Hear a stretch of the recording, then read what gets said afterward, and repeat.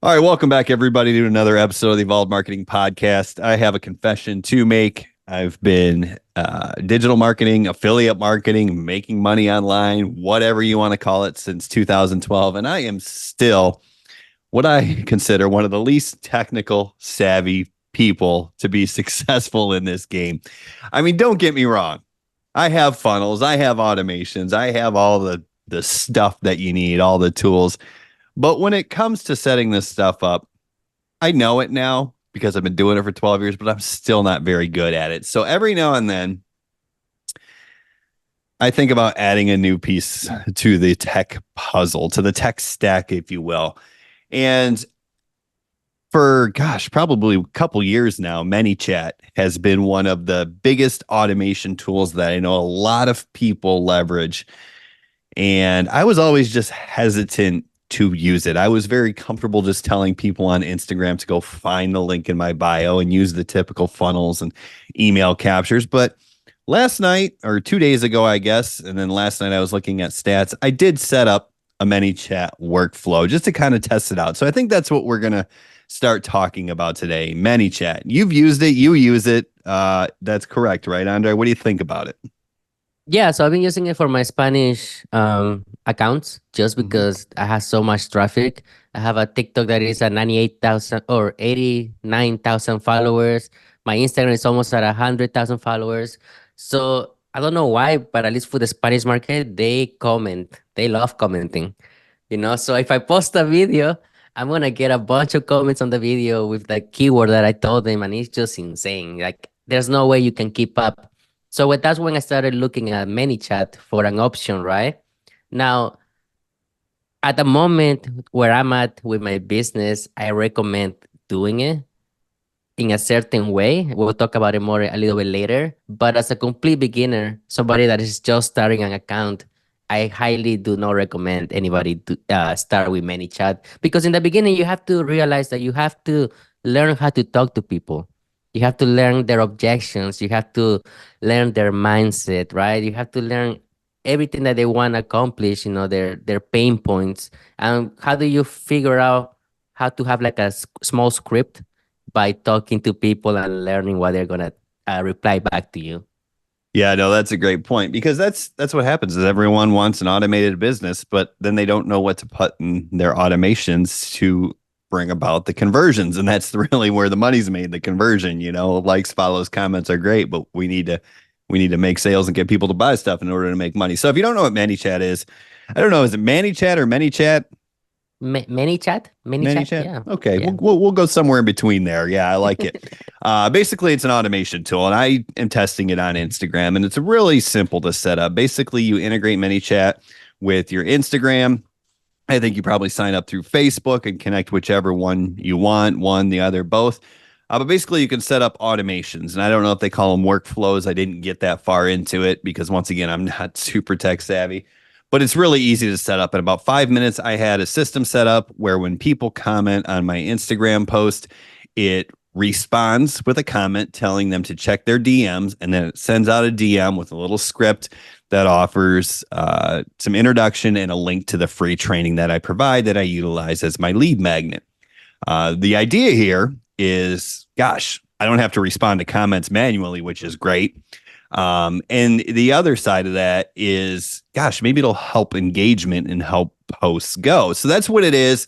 But before we go into what we think about it, you're absolutely right. In the beginning, when you don't know what to say, when you're just getting started, there's so much value in actually talking with your prospects, telling them to comment, but getting in there and going back and forth and conversing because you learn their desires, their fears, their objections, their pain points, their mindset, all that stuff. And that's how you, I don't want to say manipulate, but that's how you massage the conversation, is by understanding and showing an understanding of your prospects. Now, for me, it was an easy test because I rely heavily on my lead magnet to actually build the relationship by overcoming objections, addressing pain points and fears, and really educating the prospect. So I don't need to have a whole lot going on in the comments. But I guess that is part of the functionality of ManyChat, right? You can actually set up workflows to continue the conversation with them. Is that correct? Yeah, so if you let me check it out. So it's called automations, Uh-huh. where you can add a new automation into your basically your dashboard, right? Your Manychat dashboard. Now you have a few options, right? You can set it up for the comments. So if somebody comments some certain keywords, you can set it up so it triggers an action where it's gonna reply to the comment, and at the same time it's gonna send them an automated message that you already set up and built. Now, another way that you can set it up is also if somebody sends you a message right away with the keyword, right? It can trigger up the action to start your first message, and then from there, if they reply anything, you can set up more automations that follow through. You can either give them the option to click. For example, do you know anything about affiliate marketing? Yes or no, I'm not interested, right? So they get to actually click on it. And then if they click the one that says yes, it triggers the next message that it sends. Now, it could get messy, right? Because at least for me, it got a little messy where people were um, asking certain questions, but they weren't in the workflow as you like how you said it, right? So then after that, it just gets messy, and then I guess the script goes out the window because then they're not getting the real answer, and then they already know that it's a bot that is answering to the message, you know. So I guess it has its pros and cons. What have you found out so far? Yeah, so I just been testing it for about 24 hours now, and in the first thing that I liked is it worked. I was so nervous when I set it up because it didn't take long. It was super easy, and I was like, "Gosh, I don't know, like if people comment, is everything going to happen properly?" And I got my first comment shortly after I made my first post after I set this all up, and it worked. So I was super happy at that point. They got the message. And I checked and I clicked over to the DM conversation with them and they got the appropriate DM and the link was clickable and I went to the right page. So that was the first thing that was amazing. It's like, oh, cool. This was easy and it worked as I intended. Um, what I found is that beyond that, the first thing that jumped out at me, I think, is the actual click through rate on the direct message conversation seemed a little bit low. That's a metric that you can check inside Manychat. Basically, shows you how many DMs set and what the click through rate was, like how many people actually clicked on the link to get the freebie. Mm-hmm. And to me, admittedly, I don't think I've reached statistical significance yet because I have only been testing this for 24 hours, but it seemed lower than I would like. Meaning, yeah, great, I'm sending DMs, but if people aren't clicking on the link to go digest the content that they requested, it's not going to do me any good. So, do you have any stats on your click through rate and what that looks like? Yeah, so for my click-through rate, I'm not able to see it anymore because I deleted that campaign that I used to have with like the whole script with the link with the link at the end of the message. And before I was able to do see it. But it's interesting that you said that about the click-through rate for the link, correct? Mm-hmm. Because at some point everything was working fine, but then at some point the link that you put on the many chat as the last message that you send or the first message that you send, like in your case, once it goes to Instagram, sometimes the link disappears and then a box opens up with the link. You get me, like a clickable box. So the link, they're not able to see the link anymore, but Instagram uh, converts that into like a box with your meta SEO meta bait data, right? Mm-hmm. Um, so I don't know if that was affecting the click-through rate because I would get some messages back from people saying I'm not able to click on the link. You get me? And I I don't know get if it. that's just a bug from Mm-hmm. ManyChat, or maybe I just needed to redo the automation to fix the issue. But at some point, a month later, I kept getting those messages. I'm not able to click on the link from some people. It didn't happen to everybody, so it was just Right. a little weird. Did you have your link in the text or did you put it on the little button that ManyChat gives you? Because ManyChat gives you a button option where you essentially populates a button right below the text, right? Or Yeah, so there's different ways that you can do it. The way I did it was I manually put the link Okay. as a message so it could send. Um, does that mean you have it as a button, or I how? do. I have it as a button, and maybe I can go ahead and pull this up really quickly for anybody watching on YouTube. You can kind of look and see what I'm looking at. Let me go ahead and get to. Well, maybe I pull up my Manychat dashboard, and that might be the easiest way to see it. The They get this text, and then it Mm-hmm. populates a little button down here where they can access the training. Okay. And you can see here I'm at 25% click through rate. So the way this populates on my Instagram Messenger is when they go through this, they can actually, it'll look just like this in Instagram. The text is a little bit formatted a little bit differently, but Yeah. basically it's a button down here that they can click on. So it pops up.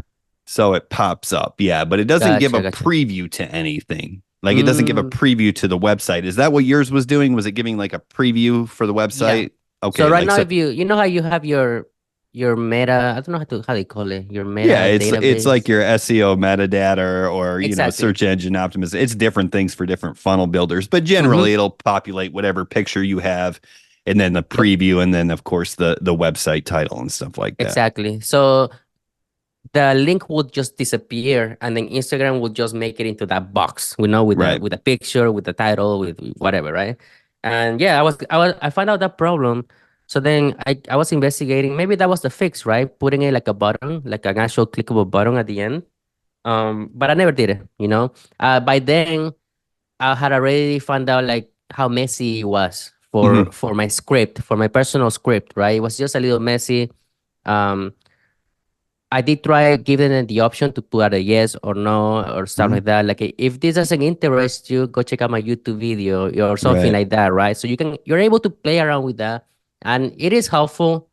But it's something new for me as well. And in I don't know 3 4 years, same as you, 12 years, we never used automations for messaging, right? I was always so used to just spend 20 minutes here, 20 minutes there, 20 minutes over there, replying to people. And that's how I found my script, right? I just went on Wake Up Legendary, and I talked about my script, what makes a good script, right? So you start with a regular personal interaction, then you show some empathy, you talk to them about how they got to this point, why do they want to learn this, how did they find interest in my videos, and then from there you go with the education side of it, and then of course the price, and you send in the link and blah blah blah, right?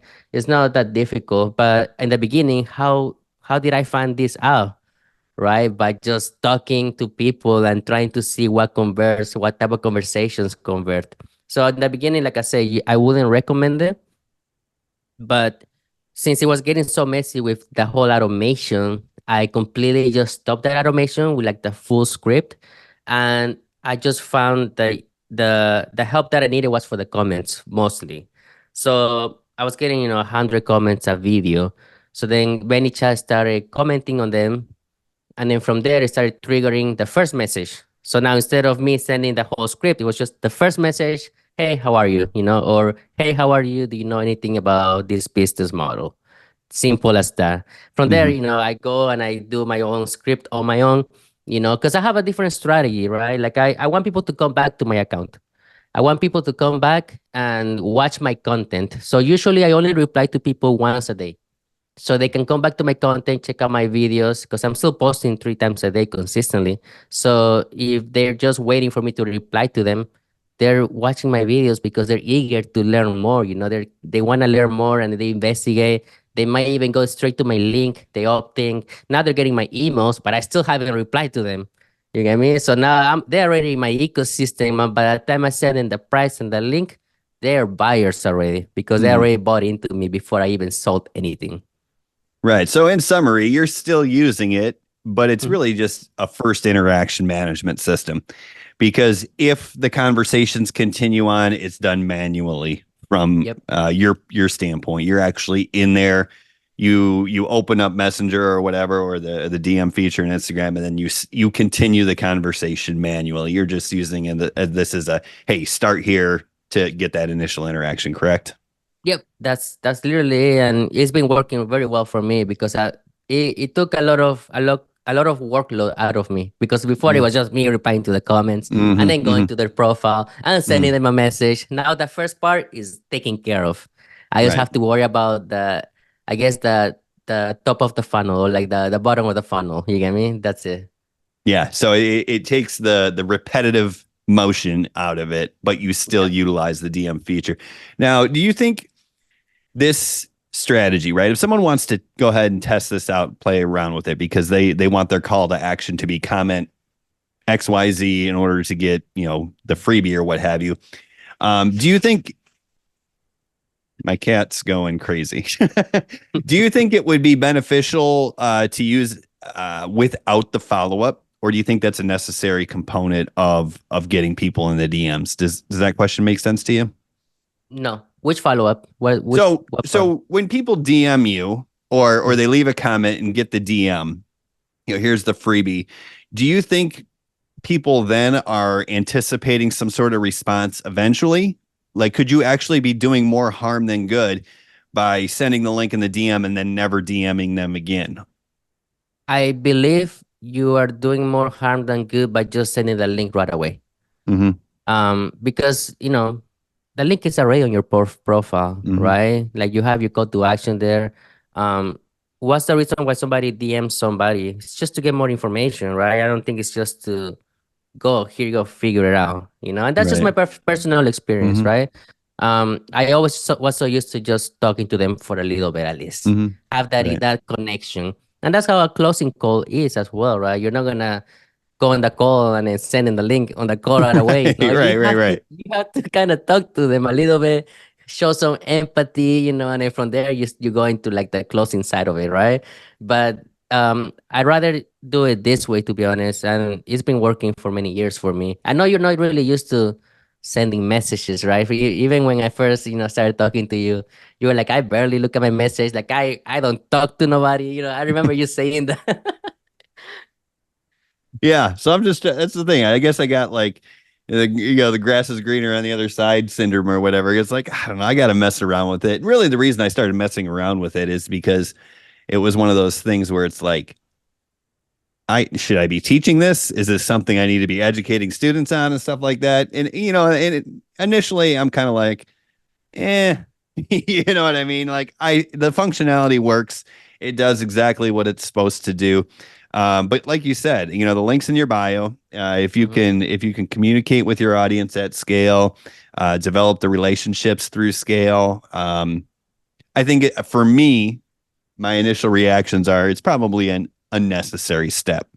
Meaning, if I don't anticipate or intend to follow up with DMs, why am I getting them in the DMs anyways? I don't Exactly. think it helps engagement.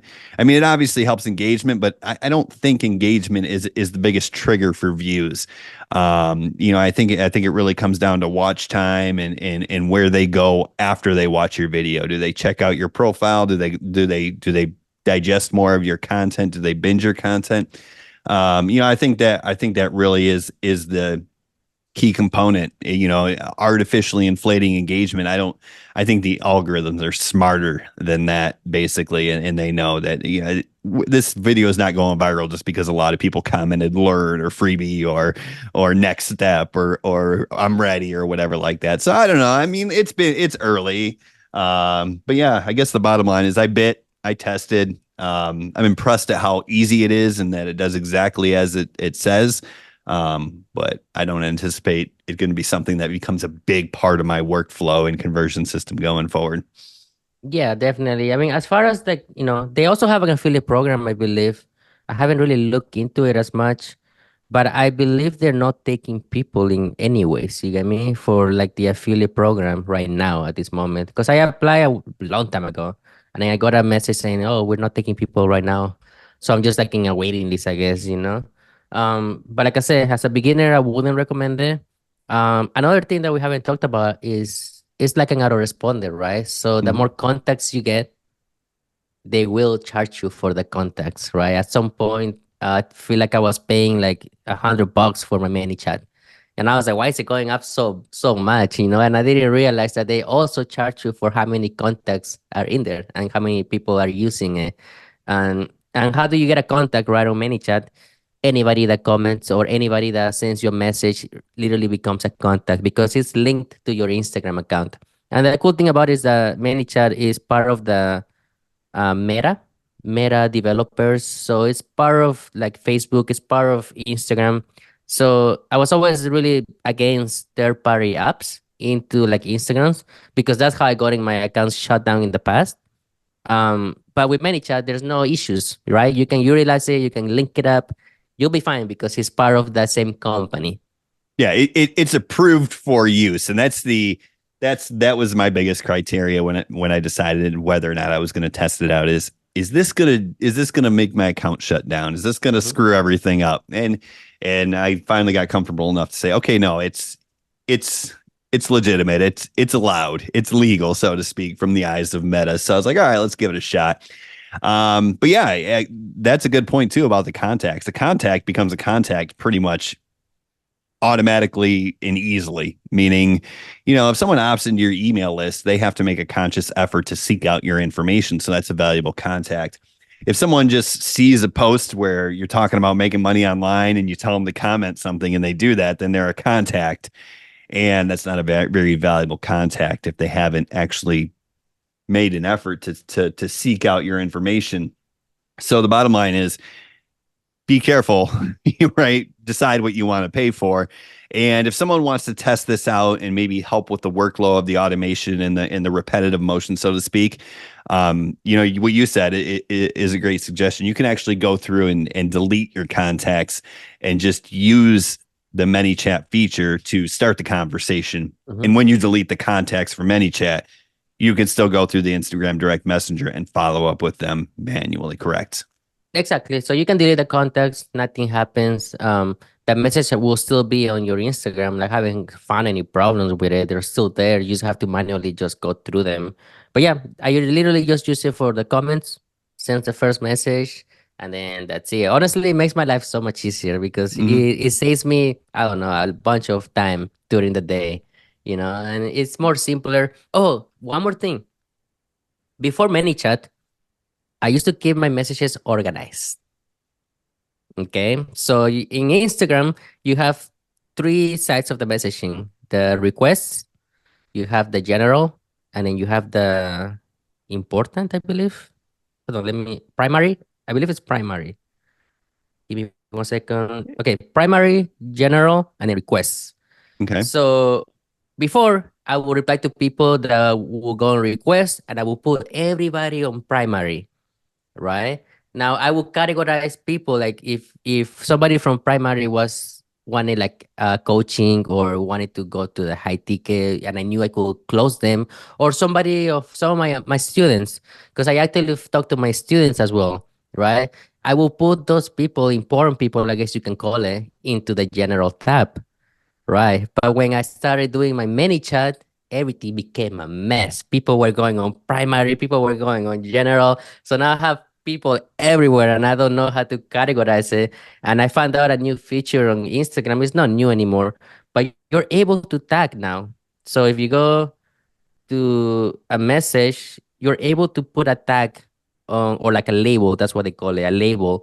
So it could be like a label for the lead. It could be a label for a paid customer or a ship product or people that want to book a call. So you're able to actually label your leads now, right? But before, I kept everything so organized. I knew when people wanted to reach to me, and I knew how to get back to them, but now everything became a mess. And now I'm like, okay, don't even talk to me on my social media. Just go straight to my school community or go through like the Telegram that I have for my students.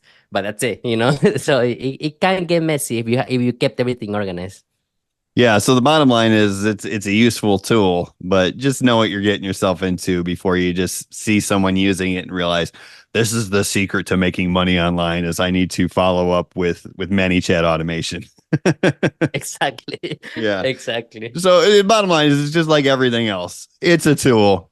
And if you want to use it, it's pretty inexpensive if you want to test it out. I don't know which tier I jumped on, but I think it was like $15 for a month or something like that. And I don't know how many contacts that gives me, but obviously I can delete them if I want and let it run for another day or two and see what I think. But yeah, feel free to check it out. Right? I don't. Yes. We Yeah. obviously So don't I've have been, an affiliate link because we're not approved. We're on the wait list, or you're on the wait I know. list, so we can't give you that. But yeah, if you want to check it out, it's easy to set up, and it can take some of the repetitive motion out of the process if you want to use that. Yeah, and like right now I'm looking at my stats for like at least the comments. 42,000 comments since I started since I started my Manychat. And I believe I started Manychat in January. So it's been, 6 months and 42,000 comments. Imagine just me replying to 42,000 comments. That'd be such a pain in the ass. Yeah, that would start to get old after about 200, I'd say. Maybe Dude, faster than that. dude, yeah. Another thing that I can say that has happened with my personal experience is when you're getting so much traction, like I said, I mean, 42,000 comments, right? You're getting so much traction in every single video, it will glitch my Instagram account. Like there's some periods where I couldn't go to my messages because they were just going ham, everything was just replying, replying, replying, replying. My Instagram was slow. I couldn't see some features. Sometimes it would freeze. You get me? So like all those interactions can affect your account as far as like the accessibility or as far as you checking the some of the features or even if you want to post a video. So that was Really? happening. Yeah, so that was happening to me just because of the interaction, it was just Mhm. way too much. But don't worry, it cools down. I let it just be for 24 hours or whatever, and then I come back to it later and then everything is fine, right? Nothing to worry about. But some of those glitches might happen if you do are getting a bunch of interactions. Right. And that's just simply the volume of everything. Comments, DMs. It's like Instagram kind of freaks out and is like, whoa, Yep. this account is getting crazy. Let's divert the Yeah. resources. Maybe I don't know how it works, but let's Me neither. divert the resources and lock out a few features. And maybe they don't want you to continuously post to this point because it would just create a frenzy. I have no idea, but that's interesting. Yeah, and sometimes I was like, okay, I'm not gonna post today. I'm gonna let it cool down. I mean, like the cool down period. Like I was like, my phone is gonna start fuming right now, blowing up. Jeez. Gosh, it's amazing, right? I mean, when you really think about it, really what it comes down to is the power that we have to reach people because of social media. I mean, if you're not taking advantage of it and figuring out how to drive traffic and monetize and grow a business, I mean, it's crazy because it's insane how one little person like me or one little person like you can can just create a frenzy. It's incredible. Yeah, it's cool. So I mean, yeah, that's it. That's it for Manychat, guys. I Yeah. don't know if you guys can go check it out. There's no link. There won't be a link. Don't worry. Just go manychat.com, get your account, try it out. Especially if you're getting a lot of volume, 42,000 comments. So try it out, check it out. It might work. You might find something that works better for you. You can play around with the automations, the buttons. I think it's a cool platform. I'm not gonna say I don't like it because I do like it. It makes my life easier, but in a certain way. You get Yeah. me? Yeah, exactly. Well, speaking of frenzies, here we go again.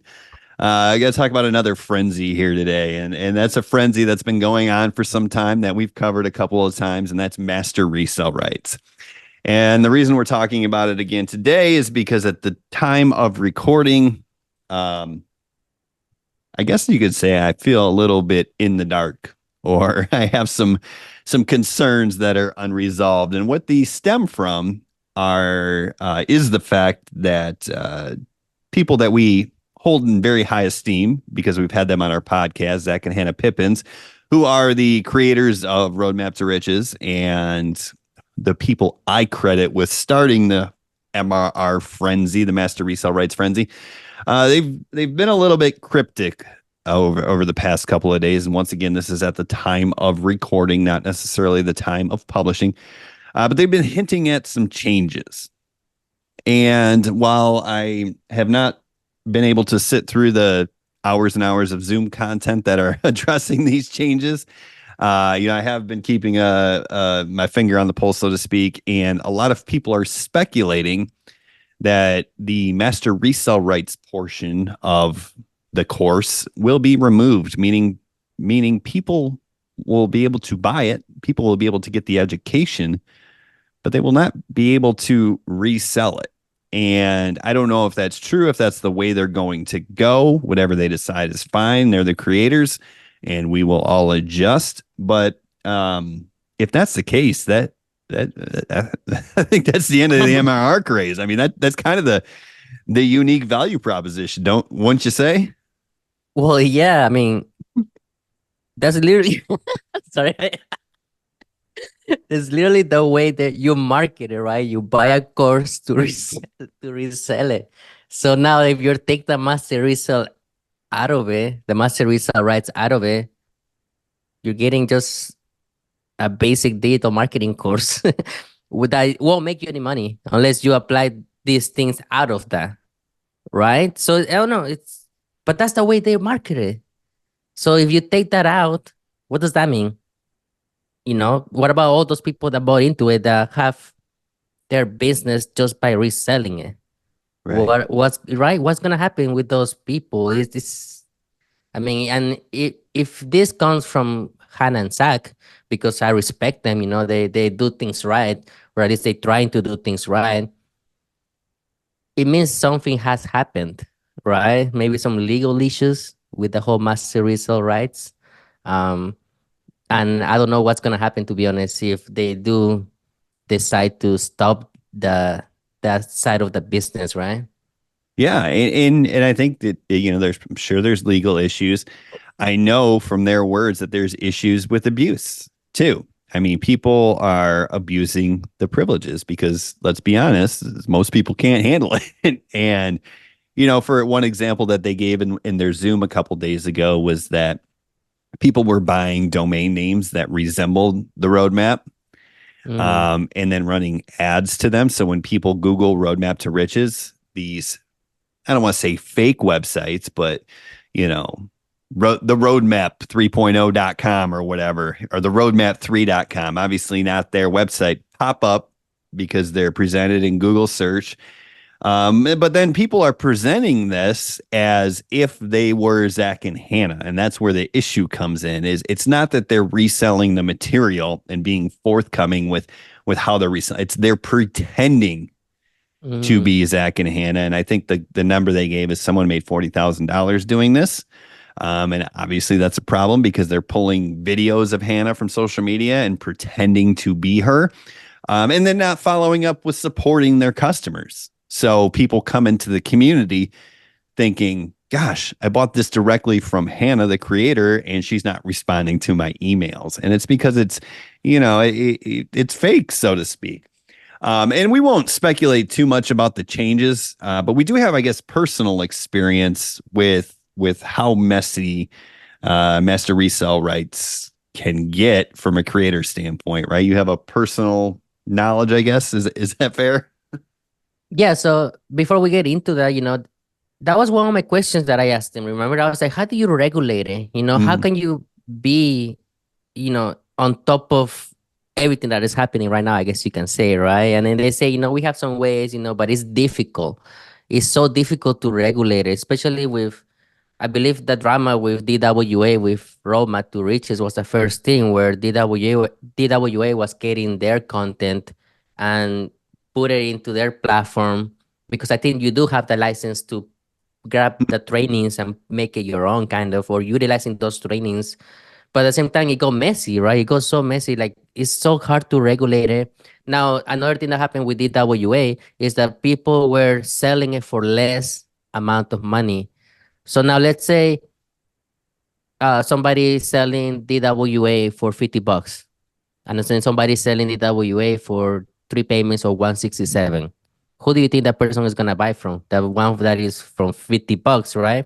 Now, how do you regulate the master resale rights? How can you ensure that that person is not gonna resell it right away before finishing up those payments? There's no way right. to regulate it. I don't feel like there's a way to actually regulate that. unless they have like somebody that focus 100% on seeing who comes in, seeing how they're doing the business, right? But I don't think they have that, to be honest. Yeah, the only Um, way I've seen to regulate something like this was with Blake Newbar. He created a program, and I don't remember what he originally called it, but basically it was like master resale rights. It was called something different. But you basically got a done for you funnel that resold a course, and the course was taught by Blake himself, right? And basically taught businesses how to utilize Facebook to generate leads. And he had multiple products. It was the $7 product, there was an upsell, and then there was a master class or something like that. But the way that was fulfilled is you actually, in order to resell this, you couldn't give a link to a central dashboard like you can with master resale rights. You had to actually post the video content on your funnel, meaning people would buy it from you. The system, which it was built on ClickFunnels, would then grant access to the quote unquote course that had the video content. Now, the video content was created by Blake himself, but the way they authorized the resell of it is they made you submit your domain, and then they authorized the video content on Vimeo to play on that specific domain. So they had checks and balances in place to actually make sure that you could only resell this on one domain once you've proven that you purchased it for the full purchase price. So they had more checks and balances, where that's not the case with these MRR programs. It's because you fulfill it with a simple link to a central dashboard. So there's really no way you can track that or control that. It can be as simple as, I'm going to buy it and I'm going to give it to everyone that I know for free or for $50 or whatever. So yeah, it's gotten to the point where um maybe in a vacuum on a small level, with a few thousand customers, um it's controllable. But when you yeah. get 40, 50, 100, 200,000 people into it, you lose control, and obviously you invite unscrupulous activity when people abuse it. Yeah, that's where it gets messy, right?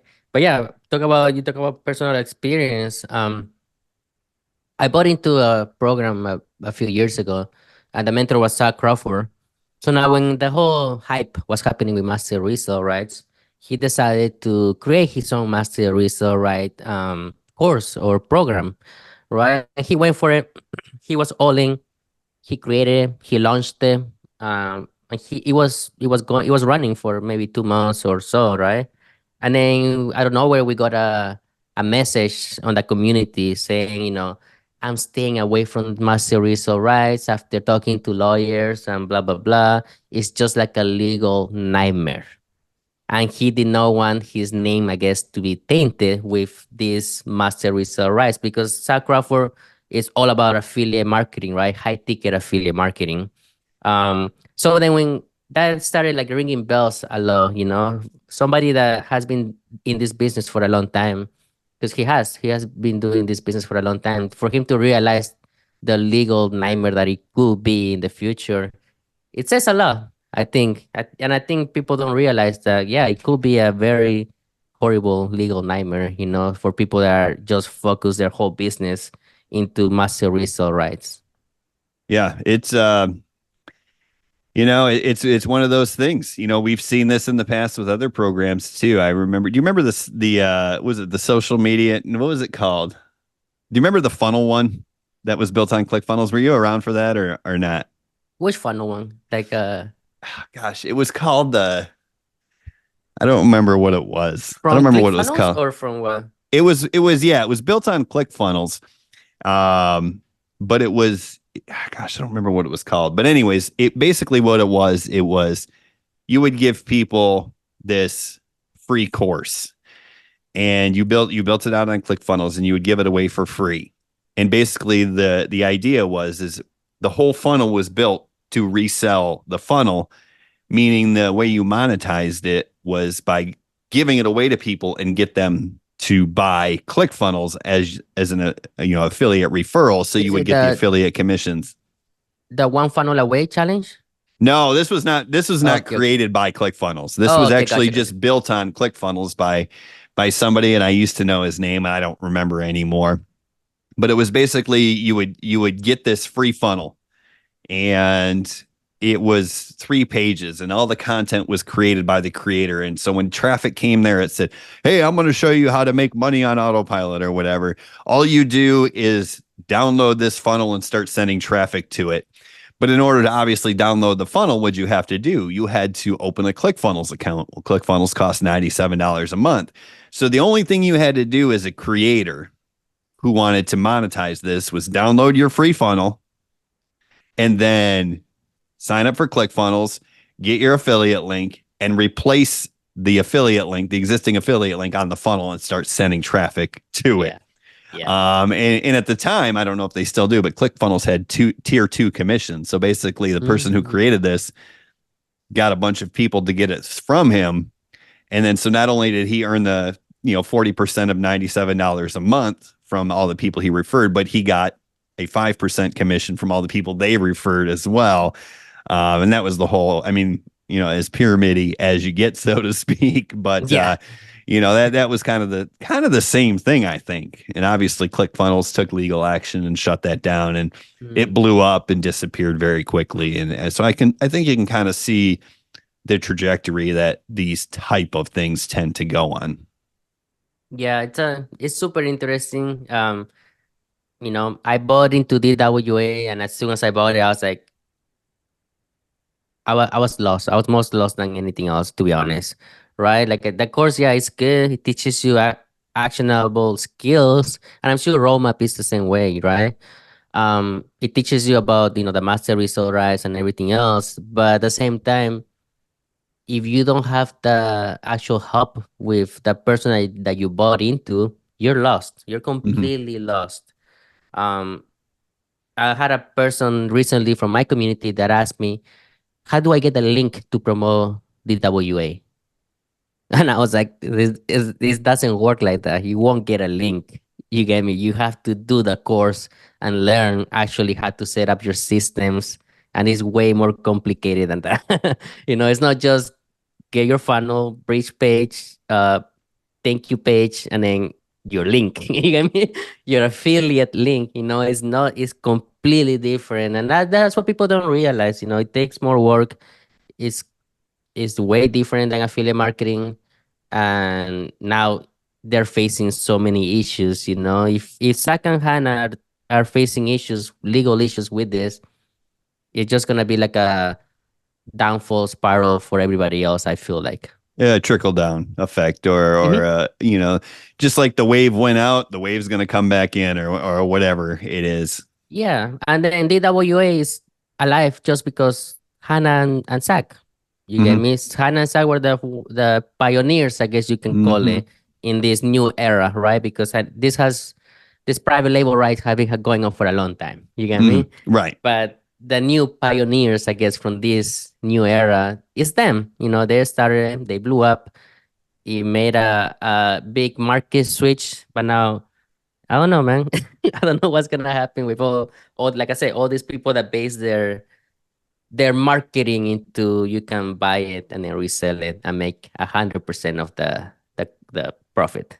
Yeah. I mean, at the end of the day, Hannah reached out to me and was like, I just want to bounce some ideas off you and stuff like that. And she hasn't followed up. I'm sure she's got a lot going on. But my whole response to her was like, yeah, anytime, just reach out. You can. I'm not an expert in it by any means, but you can reach out and we can chat. Um, and but at the end of the day, I told her, I was like, I'm proud of her and Zach, because Yeah. they built something massive with good intentions, and that's what I really bought into with this whole MRR thing was their intentions, because the training, may be basic, but there's a need for that. Sometimes people get into courses where it's just everything goes way over their head, and that's not going to help anybody either. So at the end of the day, I'm proud of what they set out to do. And I'm happy that they saw that, but I'm also I feel bad for them, because it's not sustainable, I don't think. And I Yeah. think they fought the good fight, but as everything comes to light, you see, oh, there's some issues. It's just like many things. Yeah, there's always somebody that is gonna fuck it up. You get me? And to the bottom line is there's always somebody that is gonna mess everything up. And usually it's one person, and then everything just gets messy after that, and then people start the bandwagon. You get me? And then everything just falls down. Maybe it's time to have them back in the podcast. See what they talk about their experience. You get me? Yeah. Because they're the ones that have seen it happen. They Hmm. started it. So now it will be very interesting to just see their evolution. You Yeah. get me? Yeah. Yeah, we got to get them back on because they've been on a wild ride, and Yeah. I can't even imagine. I think their goal was by New Year's Eve 2023 to get something like 1,000 members or something like that, and it's just, I mean, here we are in June of 24, and it's just it took off, man. It's just absolutely unbelievable. But let's finish off this episode here. Is we got a few more minutes. Let's talk about where do they go from here? Not Zach and Hannah, but someone who's bought into a master resale rights program, and they're starting to see it's more difficult, or they're starting to think, oh gosh, I can see the writing on the wall. The rats are leaving the ship, so to speak. And I don't mean that in a derogatory sense, just as in a metaphor.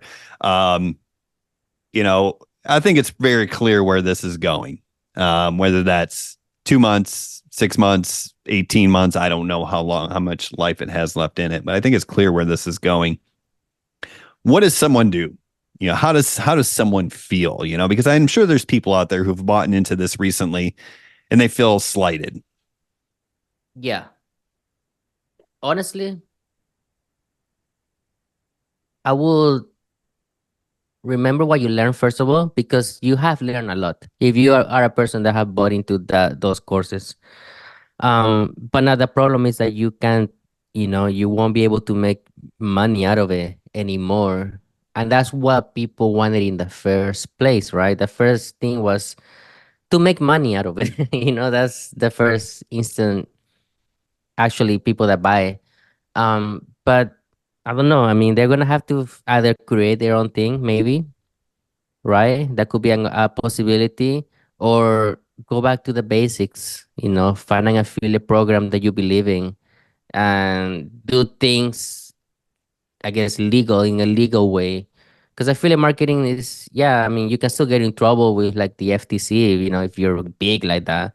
But there's not really, your hands are basically clean. You get me? As an affiliate, you don't have to worry about, the customer service, making sure everybody's happy and all of that, the fulfillment, creating the videos. You don't get the rights to nothing. All you do is just recommend the product. And I feel like affiliate marketing, and we said this for a long time, this podcast we started because of affiliate marketing, right? And we want to give people our experience. But yeah,